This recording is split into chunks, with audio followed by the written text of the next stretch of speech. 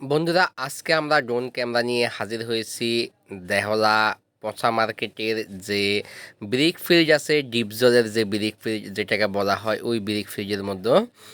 তো আসলে এই ব্রিক ফ্রিজটা আমার সেই ছোটোবেলার স্মৃতির সাথে জড়িয়ে গেছে, কেননা ছোটোবেলায় নানা রকম গল্প শুনতাম, কিচ্ছা কাহিনী শুনতাম যে এখানে ইটের রং লাল হয় কিভাবে, এখানে নাকি ছোট ছোট বাচ্চাদের শিশুদের পেলে নাকি আপনার ওই যে ওদেরকে জবাই করা হয়, জবাই করে ওদের রক্ত দেওয়া হয়, রক্ত দিয়ে এই ইটের কালার লাল করা হয়।